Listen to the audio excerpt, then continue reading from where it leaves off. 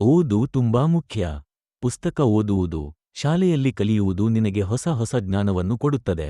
ಈ ಜ್ಞಾನವನ್ನು ಯಾರೂ ಕಸಿದುಕೊಳ್ಳಲಾರರು. ನೀನು ಕಲಿತಿದ್ದೇ ನಿನ್ನ ಜೊತೆ ಇರುತ್ತದೆ. ಸಮಯವನ್ನು ವ್ಯರ್ಥ ಮಾಡಬೇಡಿ.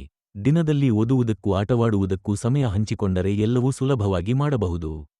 ಸಮಯ ಹೋದ ಮೇಲೆ ಅದನ್ನು ಹಿಡಿಯಲಾಗುವುದಿಲ್ಲ, ಆದ್ದರಿಂದ ಸಮಯಕ್ಕೆ ಬೆಲೆ ಕೊಡು. ನೀನು ನಿನ್ನ ಕೆಲಸ ನೀನೇ ಮಾಡು.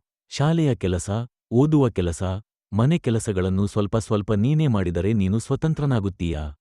ಇತರರ ಮೇಲೆ ಯಾವಾಗಲೂ ನಂಬಿಕೆ ಇಟ್ಟರೆ ನಿನ್ನ ಕೆಲಸ ಹಾಳಾಗಬಹುದು.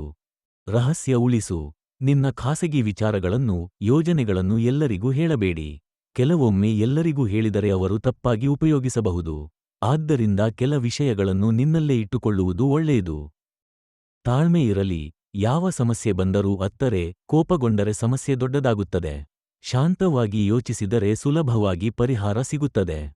ಯಾರು ಒಳ್ಳೆಯವರು, ಯಾರು ಕೆಟ್ಟವರು ತಿಳಿದುಕೋ. ಎಲ್ಲರೂ ನಿನ್ನ ಸ್ನೇಹಿತ ಎಂದು ನಂಬಬೇಡಿ. ಒಳ್ಳೆಯ ಸ್ನೇಹಿತರು ನಿನಗೆ ಸಹಾಯ ಮಾಡುತ್ತಾರೆ.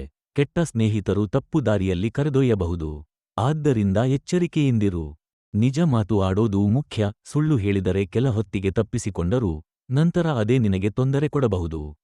ನಿಜವಾಗಿ ಮಾತನಾಡಿದರೆ ಜನರು ನಿನ್ನನ್ನು ನಂಬುತ್ತಾರೆ ಮತ್ತು ಗೌರವಿಸುತ್ತಾರೆ. ಹಣವನ್ನು ಜೋಪಾನ ಮಾಡು. ಹಣ ಸಿಕ್ಕ ತಕ್ಷಣ ಎಲ್ಲವನ್ನೂ ಖರ್ಚು ಮಾಡದೆ ಸ್ವಲ್ಪ ಉಳಿಸಿಟ್ಟುಕೊಳ್ಳುವ ಅಭ್ಯಾಸ ಬೆಳೆಸು. ಹೀಗೆ ಮಾಡಿದರೆ ಅಗತ್ಯ ಬಂದಾಗ ಅದು ನಿನಗೆ ಸಹಾಯ ಮಾಡುತ್ತದೆ. ಯೋಚಿಸಿ ಕೆಲಸ ಮಾಡು. ಏನಾದರೂ ಮಾಡುವ ಮುಂಚೆ ಇದರಿಂದ ಏನಾಗಬಹುದು ಎಂದು ಯೋಚಿಸಿ. ಹೀಗೆ ಮಾಡಿದರೆ ತಪ್ಪುಗಳು ಕಡಿಮೆಯಾಗುತ್ತವೆ ಮತ್ತು ಕೆಲಸ ಯಶಸ್ವಿಯಾಗುತ್ತದೆ. ಓದು, ಶಿಸ್ತು, ಶ್ರಮ ಮೂರೂ ಬೇಕು. ನೀನು ಓದಿದರೆ ಜ್ಞಾನ ಬರುತ್ತದೆ. ಶಿಸ್ತು ಇದ್ದರೆ ಎಲ್ಲರೂ ನಿನ್ನನ್ನು ಗೌರವಿಸುತ್ತಾರೆ. ಶ್ರಮ ಇಟ್ಟು ಕೆಲಸ ಮಾಡಿದರೆ ನಿನ್ನ ಕನಸುಗಳನ್ನು ಸಾಧಿಸಬಹುದು. ಈ ಮೂರೂ ಒಟ್ಟಿಗೆ ಬಂದರೆ ಜೀವನದಲ್ಲಿ ಯಶಸ್ಸು ಖಚಿತ.